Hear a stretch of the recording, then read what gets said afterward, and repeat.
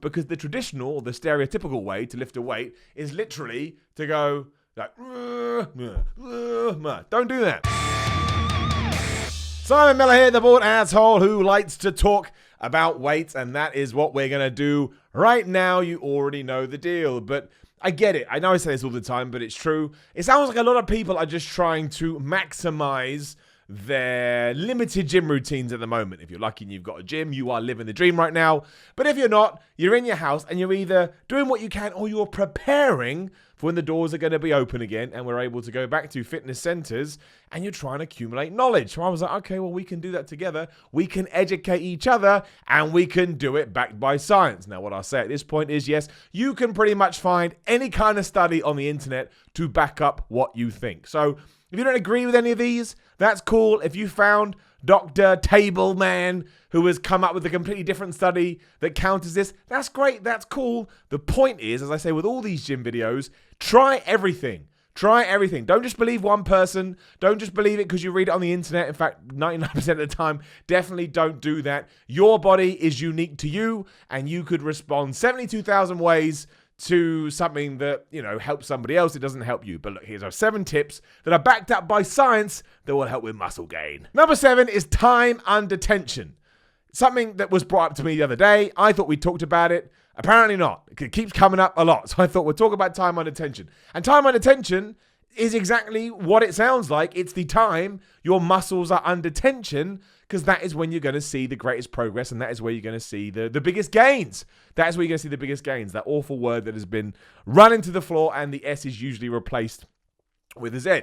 And you can see other fitness dudes talk about this as well.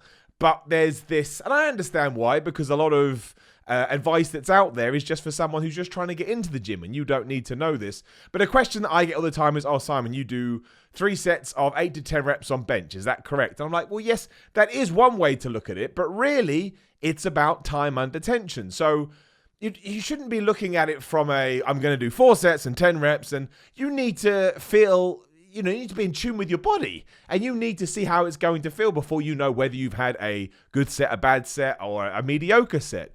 And that's one thing you just got to have in your mind the whole time. The whole mind, muscle, memory nonsense. When you are lifting weights, you want to put your muscles under a certain amount of tension for a certain amount of time, and that is when the building process will begin. So it's all well and good if I sat here and said, yes, I do 4 sets of 8 to 10 reps on bench press on, 120 kilos or whatever.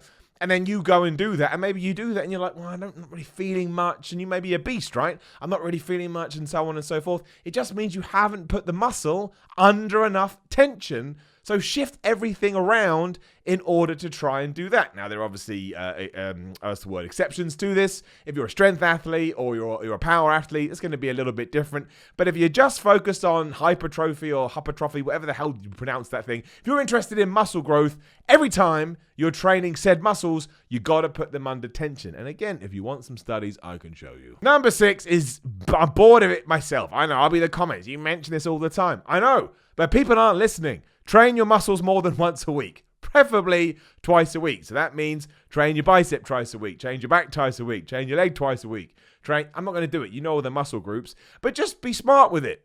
Just be smart with it. So should you be doing as many sets on your biceps as you are your back? No, because your back is a bigger muscle group than your biceps. Keep the arm. Should you be doing more exercise on your tricep than your biceps? Probably, because the clue's in the name. There's 3 heads in the tricep. There's 2 heads in the bicep. Try, buy, go that way. But it's the best thing I ever did. I didn't know either. I had to learn. The best thing I ever did was switching to 2 weekly muscle routines. It just worked. As soon as I was into it, and as soon as I had stuff down, I got my nutrition in gear, I was like, oh man, I'm getting so much more gains out of this because it's simple maths. It's simple maths. If you train it once, it's 52. You trained it twice, it's 104. You need to listen to your body, as always. Don't mean to run that into the ground, but that's a fact. If you don't feel like you should train, or you feel still sore, maybe it's worth having a couple of days off, but you may just have had a couple of bad nights sleep, or maybe your nutrition was off. When your nutrition is on point and you're getting enough rest, your body can easily handle it. And again, there are scientific papers out there that prove this, and today's video is all about science. Number 5 is all about the positive or the negative rep, or the eccentric and the concentric. I can't remember the words. I always get confused. Essentially, do it with a bicep curl. if you are bicep curling and you're going for your 8 to 10 reps, I know what we just said, but I know how people think.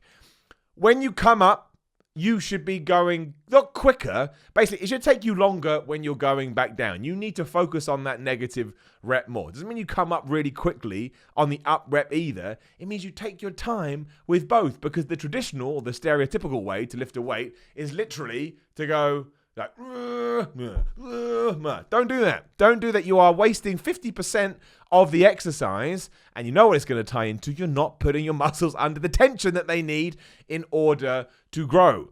If you've never done it before, a good way to probably do it, I would think, I'd have to do an exercise. But in my head, I think 1 second up, 2 seconds down may work. But that's keeping it too simple. You need to figure out what works for you. But too many people throw away the negative rep. They just think it doesn't mean anything, and it's all about the one coming down. But that's not true at all. When you're coming back down, not only are you activating some of the similar muscles, but you'll be activating other muscles too, because of course you are. That's how your body works. And I also think it's true that you're actually stronger on that downward movement. Yeah, that makes sense because of gravity and everything like that. And therefore, it's doubly the reason to work it harder, because you should be stronger there. But that's a simple trick that you can just do. Like if you incorporate this into every single exercise and focus on that negative rep, time under tension, you will absolutely see not a significant difference, but a clear difference without changing your diet or without changing anything else. So make sure you do that today, not tomorrow, not yesterday. Well, if you did yesterday, it's good, but today. Number 4 is an interesting one.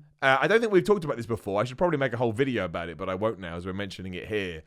It's about rest, the time of rest between your sets. And this kind of ties into why you are lifting weights to begin with. I know somebody, and he will never, ever take longer than a 30-second rest set. A 30-second rest set is the top he will do. And that's because he believes he wants to keep his heart rate going, and I guess treat weightlifting like a form of cardio is the best way to put it. Don't do that if you are doing cardio to burn your fat, because I think it makes sense to kind of compartmentalize and ensure you're doing certain things for certain reasons. So when you're running or doing cross trainer or boxing, whatever the hell your cardio is, that's when you're burning fat. That's when you're trying to lose weight. But when you're in the gym and you're trying to put on muscle size and trying to put on weight or whatever, take your time with your rest sets in order to be prepared for your next set. Again, you can go and read studies such as this that will say, if you jump back onto an exercise too quickly, and you know this anyway, it's called fatigue. It's called ATP levels that are in your body, which basically determine how much you can lift at any one point.